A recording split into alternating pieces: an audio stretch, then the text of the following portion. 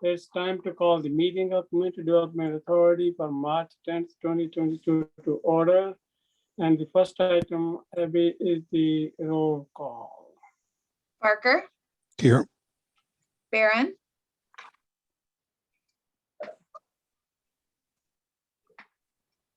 I know she's here. Sorry, I thought I was unmuted. I'm here. Furlong, Here. Nelson, Here. Olson, Here. Weber, Here. Oaks, Here. and Brower is present. All members are present. Wow, isn't that awesome? I think that's wonderful. That's simply wonderful. All right, so the first item is the approval of the minutes from February 10th, 2022. Need a motion to approve. Well, any question, comments, changes, whatever? Just on the minutes, Carrie, were you at the last meeting? I thought No, you- I completely, my mom was in the hospital. I completely spaced it. Thanks though, Oh. Karen. I was the one before. Okay, all right, because I Thank couldn't remember you. if that was the one you had joined just a few minutes late. All right, fair enough then. I think it's accurate. Okay. Okay, so Karen, are you ready to make I'll make a a motion to approve the minutes. Need a second? This is Belinda, I second. Okay, all right. So any questions or comments or changes? Okay, all those in favor of the approval of the minutes for the Community Development Authority for February 10th, 2022, say aye. Aye.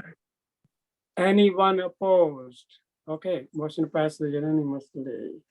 Next one is the financial report, and it looks like, Abby, that you got other than getting a check from Edward Jones, there isn't a whole lot of change, right? There's not a whole lot, and I do have to apologize. The budgeted amounts that were shown in the report, which for some reason are not displaying right now on my screen, but the budgeted amount, oh, here we go. The budgeted amounts are reflecting the 2021 budgeted amounts. The finance department, I reached out to them today and they had not yet imported the 2022 budget amounts into Cassell, but they have now done that as of this afternoon. So some of you may have noticed that we still had the 7,500 in for downtown marketing assistance, and that part-time position was not showing as being funded, but those have now been updated in our accounting software. I don't really have a lot to report. As the mayor said, we haven't really done a whole lot yet this year, but I did want to note two things. One is on the downtown landscaping part-time position. The person who had been in that role in the past has decided not to come back this summer. And so I got together with our Assistant Director of Public Lands, Mark Wegner, along with tourism, the library, and the senior center to discuss how we can continue maintaining the downtown properties, given that that position, it's really hard to fill on a part-time summer basis. And we were really lucky with the person that was taking it on in the past, because she had took so much care with everything.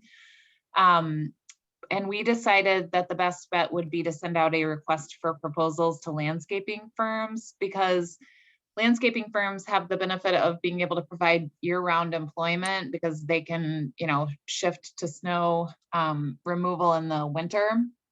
And so we put together an RFP, and Mark Wegner in our public lands department sent it out to landscaping firms, and we only got one proposal back. But the good news is the proposal was from the Bruce Company. So obviously we know we would get really high quality service going with them. The total cost was $22,500 for the whole full summer. And assuming that tourism, the library, and the senior center can cover the amounts that I think that they've been covering in the past in terms of the dollar amount that they're contributing toward the position, we should have enough money. So that's what I have on that. And it looks like Kari has her hand raised. Oh, hi, Hi. Abby, thank you. Oh, I'm sorry, Mayor. Go ahead, Kari. Thank you. Could you just quickly review, without getting in too far into it, the scope of what that job does? Yes, actually, I can pull up the RFP if you want. It's Okay. pretty, it's not gonna take a whole lot of time to go through the way that he's laid it out. So let me just pull it up here.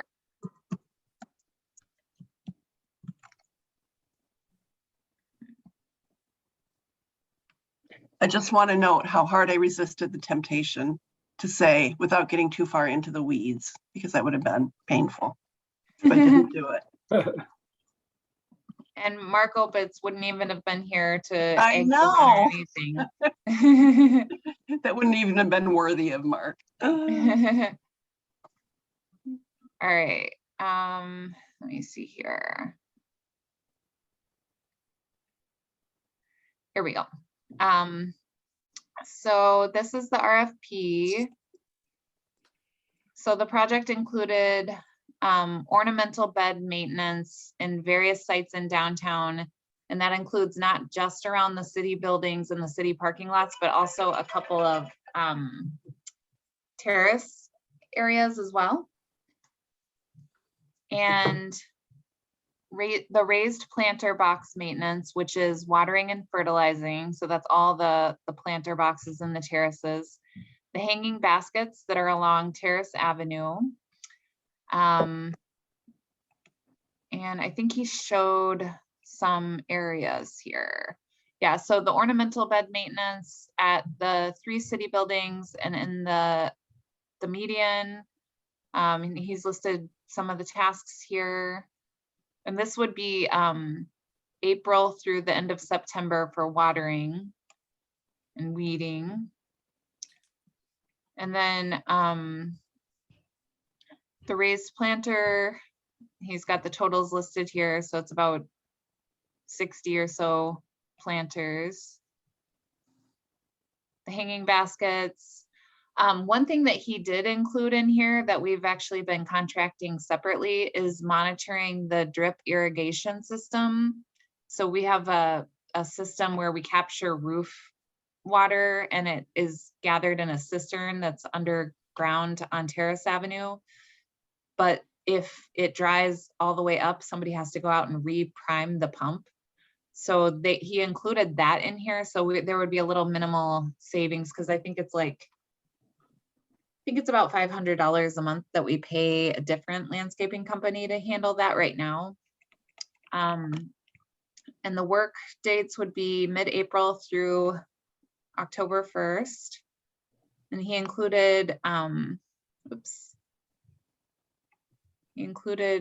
some images of showing the different areas that would be included in the maintenance work. He also included a line in there that said that we could also hire them on an as-needed basis to plant annuals, which I know the mayor has been a big proponent of, and they did give us a additional separate cost estimate for that, but I don't think we have that covered in our budget. Betty? I like that this is a local company. I think it means a lot. Also, now planting in the springtime, planting the flowers and everything, that's extra. And then the winter greenery, that's handled extra differently also, correct? The materials themselves are handled separately. And so that's what we have a different line item in the budget and it's called, it's the one that ends in 007. Downtown landscape maintenance. No, that's it. So the LTE line, the 006 that has 15,000, that would be our contribution toward the Bruce company.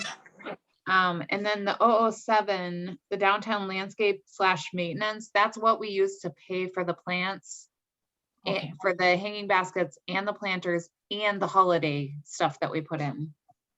And when we contract for the holiday stuff, that includes having them install it. And Bruce company handles that also, or is that different company? I know that they did, yeah, I'm pretty sure it's usually them, but for sure they did it last year, because I was out there when they were putting it in, but I think that they are the general company that we use. Thank you. Dan Barker? Thank you, Mayor. Just a couple quick things. I totally wanted to echo Kathy, and I think that's great. It's a local company too. And I also wanted to say, maybe down the road, there'd be some mutually beneficial opportunities for sponsorship or something where we could help promote them and they us. Thanks. I think I agree with all of you. It's good. We want to promote Bruce's. They've been here for a long, long time. Anyone else? Okay, Oh, great job. Oh, well, Karen, go ahead. Okay, yeah, sorry, I'm just trying to remember the name of the landscaper. We did have, it was D, was that right? Yeah, but it was Yeah. Dee Finnegan. Yeah, okay. I mean, just a note of thanks for all the great work that she did do. And, I know it was, yeah, it's a difficult position to do part-time and so on. So I just didn't want that to go unmarked. So thanks very much to Dee for all of her hard work. We'll pass it along. She even offered to come train a new person if we decided to hire it as a position. So she has gone above and beyond. That's That's greatly great. appreciated. Yeah, I agree with Karen. Dee was phenomenal. She got things done, so which is great. Any other questions or comments or compliments? Okay, okay. So that is, that covered the financials. Anything else under financial? Otherwise, we are to item number 2. Oh, I remember the other thing that I was just gonna mention too. At the Mhm. last meeting, I think it was Dan Barker who had asked if we wanted to do some summer fun events, if even if we were to move them down on Terrace Avenue, would we have any budget to do that? And we were trying to find a line where we might have some cost savings. And it dawned on me that we would have cost savings in that part-time labor cost position, because we budgeted that for the full year. And we haven't hired anyone yet still for that downtown marketing position. So we would have some discretionary funds available in that if the CDA decided to organize some events yet this summer. Well, Dan and Karen may be excited about it. So never can Heck tell. yeah, that's great news. That's great Yeah. news. Thank you much. Mhm. Anything Hey, else? Where could those happen if Stonehorse is under construction? Well, one idea might be that we could close the exact same segment that we're closing on Terrace Avenue for the Art Walk from High Point Oh. Road to Aurora? or thank you, just west of Aurora Street, so that people can still get in and out of that area. And that would be like the city's festival zone. We would need to apply for a permit to close the road, but we already have the traffic control plan created. So that's an idea. There would be some residential properties that would be affected on that stretch. So that's something we'd have to think about. Okay, that's great. Thanks. Dan Barker? I just want to say Abby's just teeing it up. I mean, that's 100% my vision. And I think we'd have less friction in closing down that area. Abby mentioned a couple houses, but I think it'll be a neat thing. And I think it'll be a great way to promote that area because I think it's under promoted now. I Yeah. think the business right next door, I'm sure will love it. So I think there's a lot of opportunities there. Thank you again. Andrea? You would just need to look at the day, because I know Capitol does bike rides, and that's a really heavily traveled street on Thursdays, if it's the same days it has been in the past. There's a lot of parking on Thursdays. Yeah, they have the big, huge groups of cyclists. Mhm. Yeah, I think it would be better to pick a different night anyway, because then we could somehow play on the tap. Because a lot of people don't know that that's Terrace Avenue Pavilion is called the Tap. And I think Mhm. that would be a good spot to have the musicians beneath. And maybe, I don't know, maybe there's something fun that could be done with that.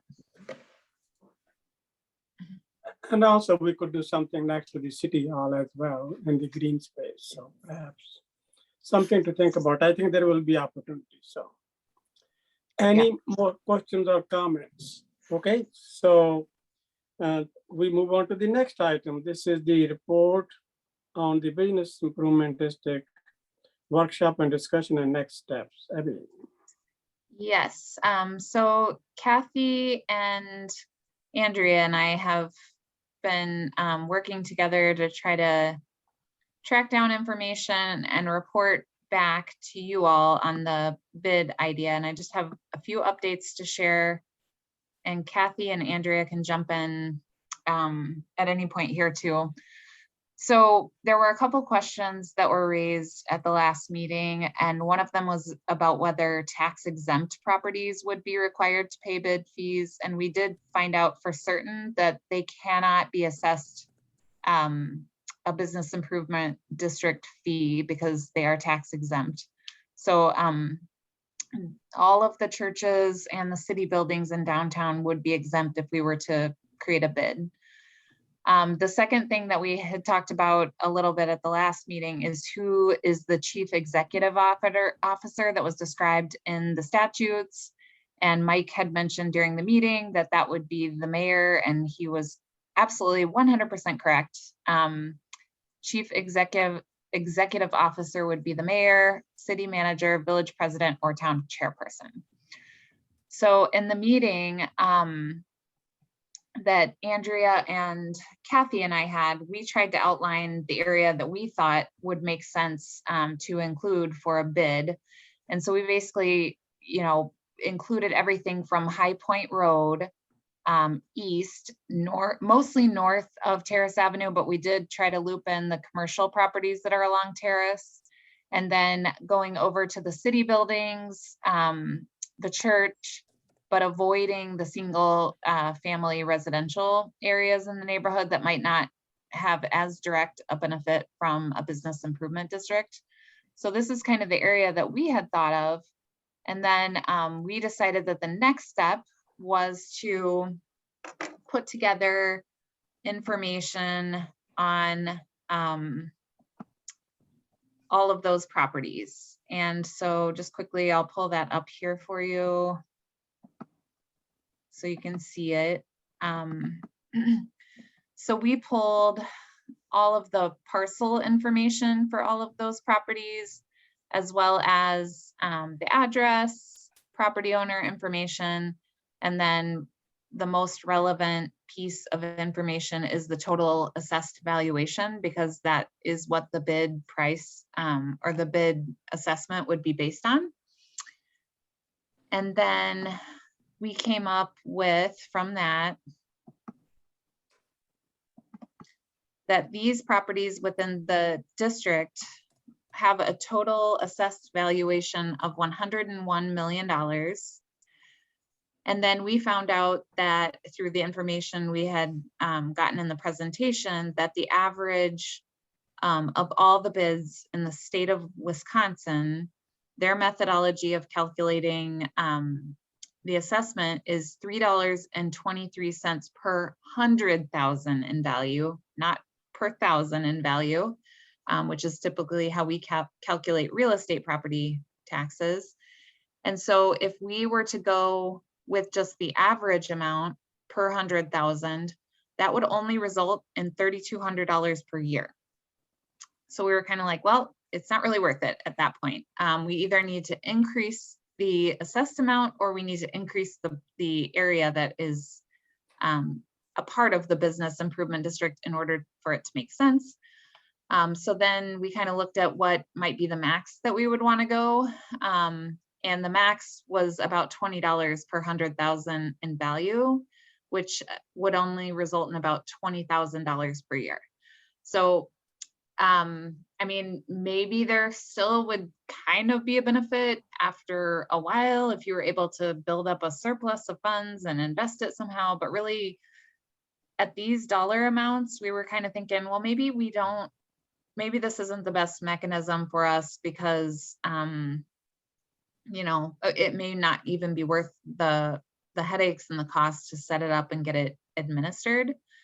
And then Andrea put together a really nice listing that includes kind of some of the benefits that the bid could have and what some of the other communities were indicating might be a benefit to the city. And based on the review of that, it kind of looked like, well, a lot of the stuff are things that we're already doing, you know, like we already have a pretty good relationship with tourism and the DMBA and the city. We already have our city buildings located downtown. Maybe there are other partners that we could pull in to help build on some of these strengths that we already have. And so then Andrea also put together this sheet that's listing other resources that we might want to pursue in lieu of a bid district. And so that's just some ideas to think about here. And I can send this presentation out to you all. Andrea, you probably have, I don't know if you have anything that you want to add to that. I just gave a really brief overview. And we talked this through at the DMB board meeting as well. And it just felt like we like keeping the geography tighter because it's from a marketing perspective, we have a clear point of difference. And you know, it's downtown, and if you spread it too wide, then you dilute everything we're trying to do, not just from the DMBA, but you know, just bringing people downtown in general.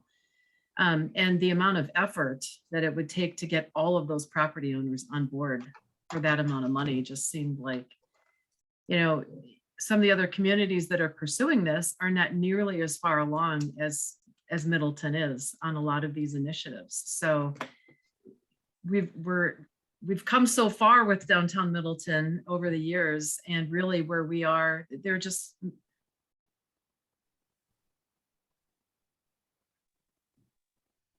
Oh, we might have lost Andrea. Kath- Okay, well, Karen has his hand up. Maybe she can come back later. So.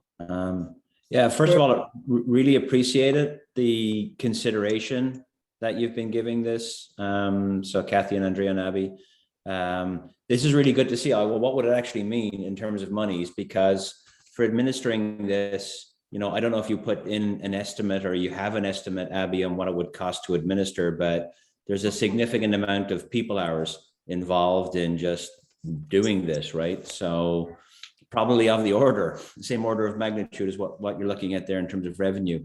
One question would be, how long would it last? And if there's, you know, we're looking at the static numbers for today, but if downtown continues to thrive and build up and new businesses come in, would we see that, you know, what would a forward projection look like? But again, maybe there's a time limitation on it, would be one thing. And then on the geography, yeah, I see where you've drawn the lines and it totally makes sense.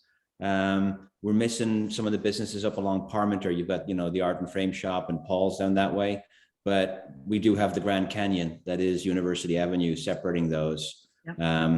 I don't know, it would be nice to try and incorporate some of those other businesses, but maybe that's just a bridge too far. So that was just one comment on the geographical lines, but yeah, in terms of that forward look, because we even look at the map that's up here right now, there's space there. I mean, I always look at BMO Harris Bank, and that's surrounded by a sea of asphalt and parking lot. And there could be a lot more business activity there. There is scope for additional businesses to be in the defined lines here. Would that change the economics, or would it only kind of change them 10 or 20 years in the future? And that's not really relevant for the discussion. So appreciate the thorough consideration, but just question of what it might look like with a different forward look. Thank you, Ken. Next one is Dan Barker. Thank you, Mayor. Two questions, if I may. For sure. I mean, my vision was that this would be able to fund infrastructure and build beautiful things, but right, that's not going to happen. Could it instead be used to fund a piece of the puzzle? One part of what we want to do of the bigger picture? Would that be worth the effort? And then my second question, if I may, for Andrea, it sounds like your folks were kind of on board. Were people excited about this originally? Thanks. Yeah, we were excited to explore the opportunity because we're just finding to continue running things with the DMBA as a, solely based on volunteer participation. It's just particularly over the past 2 years, it's just been very hard to get engagement. Not that people don't love downtown and want to participate in events and things, but just getting that all pulled together. It's been really challenging. And so there was a lot of interest in exploring this as a way to come up with some funding so that there could be a person hired or whatever these other objectives are that we've talked about. But after seeing the amount of work that would go into creating, a relatively small amount of money for the time being, given the property value at hand, it just felt like there are other resources that have been untapped that can be looked into. That's fair. Thank you. Yep. Thank you.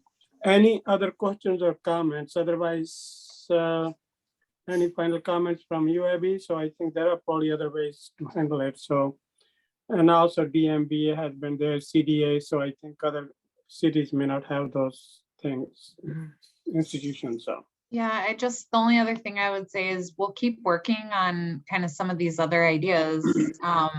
We have a really good relationship with the DMBA and the other city departments, and we'll keep working on ideas to bring forward. Excellent. Okay. Next item is update on part-time marketing and events coordinator position. Yeah, the update will be pretty short. We're getting very close to posting the position, but it's still not posted. We've had a couple of other things that have come up, but it should be posted very soon, certainly before spring break. And I will send you all the posting once we have it ready so that you can share it with your networks. We can't hear you. Oh, Could you all hear me? Yep, I could hear you, Abby. Yeah, could hear you. Okay. Mayor, I think you're breaking up. Yep.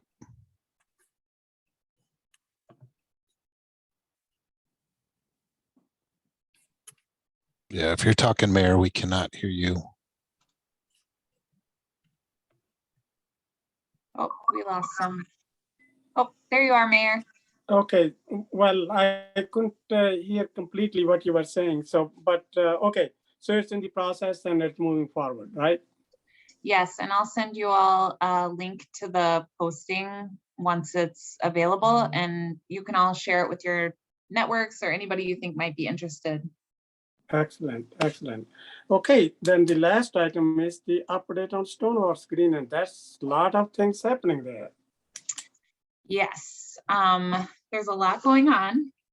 So I won't bore you with every single detail, but we had the pre-construction meeting on March 8th. And for the most part, that went very well. There was one issue that came up related to an MG&E transformer that's on the site now. I don't know if you all remember or have noticed it, but it's kind of on the northeast part of the site near the Village Green. There's an ugly box there that we were trying to relocate into the terrace area. And that box cannot go into the terrace area because it is too close to one of the air conditioning units on the side of the Village Green, and they have to be set back 10 feet from an air conditioning intake area. And so we met today with MG&E and looked at locations, and between two of the other air conditioning units that are on the Village Green, there are 3 units total.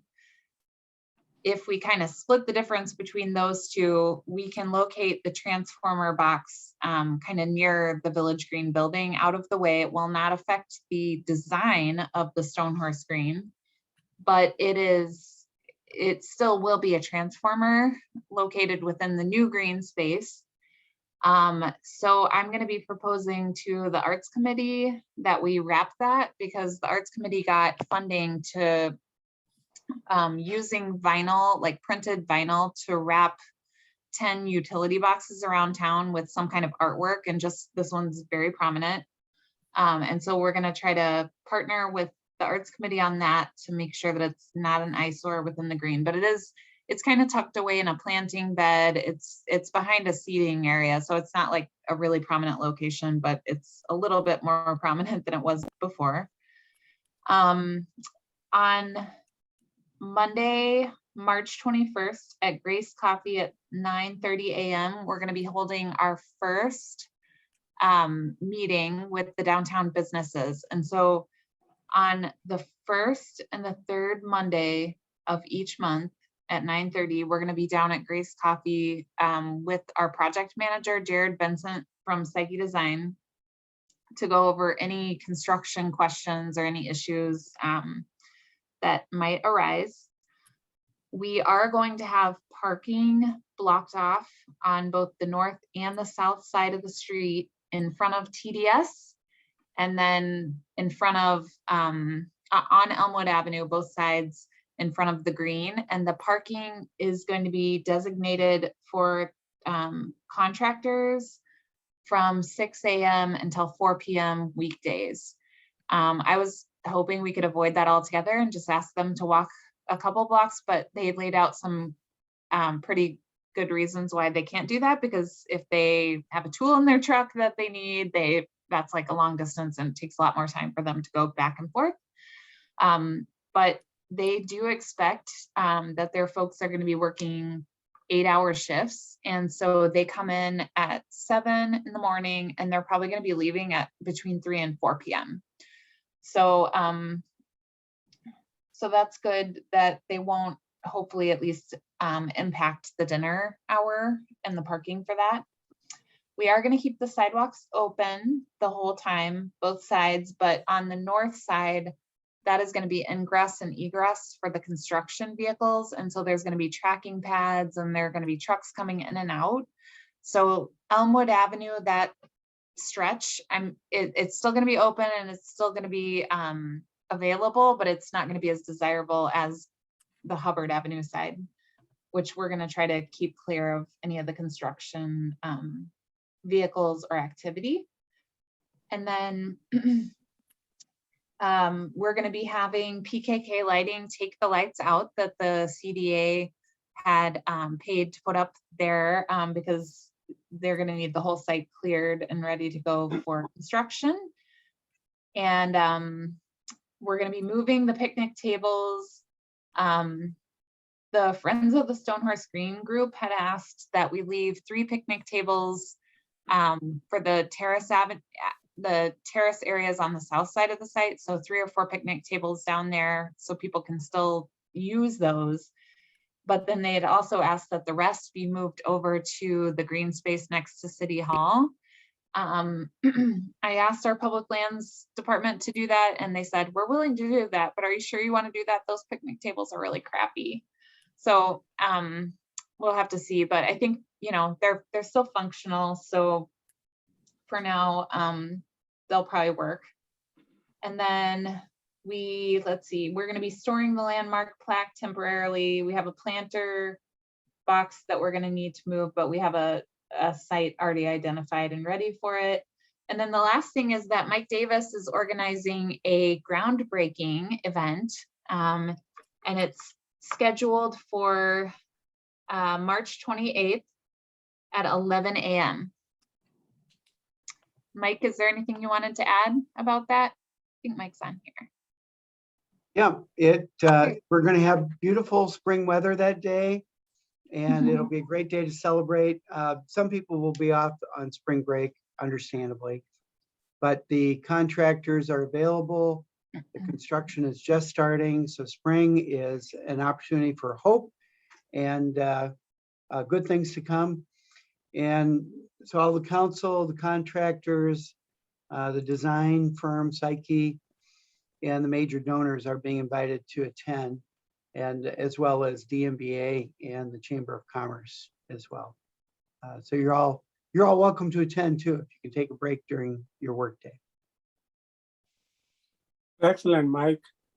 Now, Kathy, you have some questions for Mike? I do. or- Mike or Abby, has TDS for the businesses that'll be impacted by the no parking, have they been contacted? Do they know that this is happening? TDS has reached out to me before about the lack of parking, and I think this might be something that we'll want to make sure they know about, or.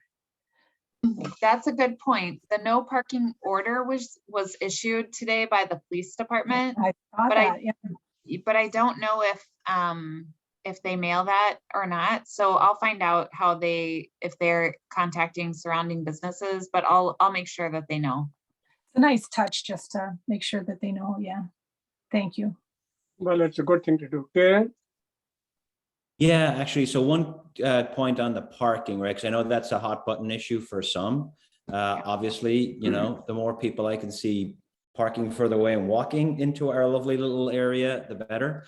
But, you know, if there is a shortage or there is a challenge like this, you know, I think I've mentioned it before, but is there some way we could engage with some of the private parking lot owners and see if there's just a way to open up and partner with them, whether it's St. Luke's or St. Bernard's or BMO Harris or whoever, and say, is there a way that we can actually, you know, essentially utilize some of those, generate a revenue stream for them perhaps as well at the same time? Look for a kind of a win-win there that would actually utilize some more of the parking spaces downtown. So that's one question.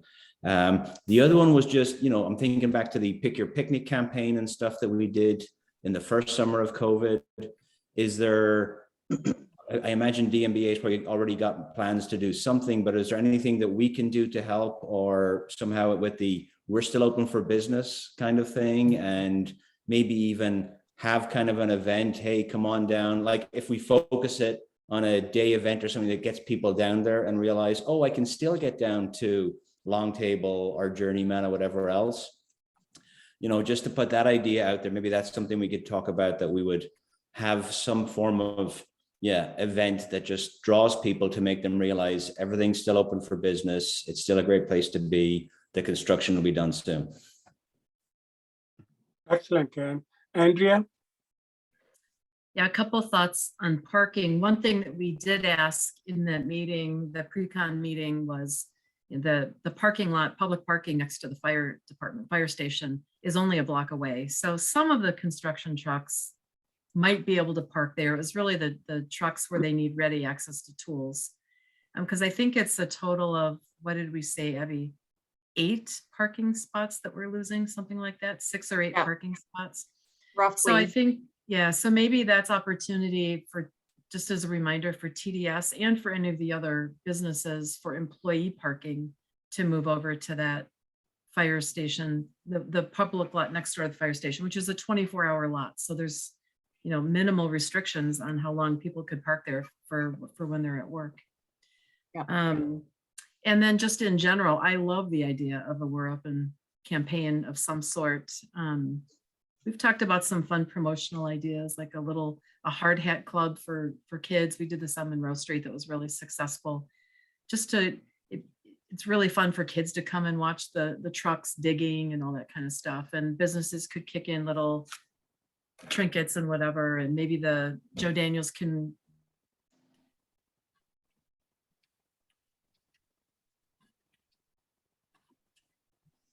you know, we've developed getting that parking map published, because there's a lot of parking downtown that we can just continue to communicate about. Excellent, Andrea. Anyone else? I just want to say, Abby, you have thought everything through, and that's what Abby does. That's how she makes things happen. And I want to say thank you. Great job. Agreed. Awesome as usual. Agreed. I really like Andrea's idea too about the hard hat club. And Andrea, I don't know, you broke up a little bit in your comments, but I don't know if you said your idea too about just even having some like hyper specialized construction thing that's happening, like when they're putting in like the utilities or something, and even inviting adults down to like see what's happening that day, if they knew exactly what was happening, and like making an event of it. And maybe only like 8 people show up, but it's still kind of fun and engaging, and it's just a way to make the community like more a part of the event. I think I love that idea. We've talked about too, doing a story walk. Again, we need to find the resources for this, but finding a story walk book about construction, just really playing up the theme, leaning into it and celebrating the fact that this is going on. And there's still plenty of opportunity to enjoy downtown, even while it's happening. Right. Actually, which brings to mind, has anyone talked about doing a stop motion camera on the whole project? Yes, thank you for reminding me of that. Actually, the Friends of the Stonehorse Green want us to do that, but I haven't set anything up yet. I need to reach out to Terrence Wall and ask him if we can use his one of his windows. Yeah, somewhere up high on the building there would be great. And I think if it's possible to put it up on the DMBA website, for example, or somewhere on the city website as well, or if we have a live view and just kind of, I'm almost thinking, there's thermometers for fundraising, like here's where we are in the project. It's because oftentimes people look at a construction project and you're like, oh, is this ever going to be done? And if instead we're kind of like, yeah, progress is being made, kind of to your point, Andrea, utilities are in, that's a big job. Now, the pavers can start going in because we've got all the cabling done and all the rest of it. I think it just builds a sense of anticipation as well as reassuring people. This is not going to be 3 years of dust and traffic cones, Yeah, I love that idea. Excellent job, Kari. Yeah, so my mom is just finishing up a little stay for orthopedic rehab at Oakwood Village, and they are building a new skilled nursing facility. And, like they have those independent living apartments there that are like replete with retired scientists and engineers who are super curious about everything that's going on there. And so I'll try to find the URL on the Oakwood site. It's a little hard to find, but I think they're doing an excellent job giving a lot of technical details about construction and giving like they have a blog going with updates and stuff like that. Just for a little idea generation of how to handle it. Seems like they're doing something similar and a really good job. Oh, that's great, Kari. And how is your mother doing? She's good? Oh, thanks for asking. She is coming home tomorrow and kind of large and in charge and about to be 89 again, just like we like her. Thanks for asking. Wow, that's great. That's great. Okay, well, you got a lot of cheers for your mama. So anyone else have anything more to add or say or any other items to discuss other than telling Abby a great job? Well, if we don't have anything else, then we need a motion to adjourn.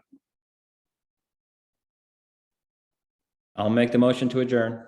Kieran. Okay, Karen, I need a second. Actual second, because you hadn't muted again. Okay, Kari, second. Any questions or comments? All those in favor of the motion to adjourn, say aye. Aye. Bye. Anyone opposed? Well, we are adjourned. Thank you, everyone. and Thank enjoy you. your- Thanks, Abby. Thank everyone. you. Everyone. Everybody.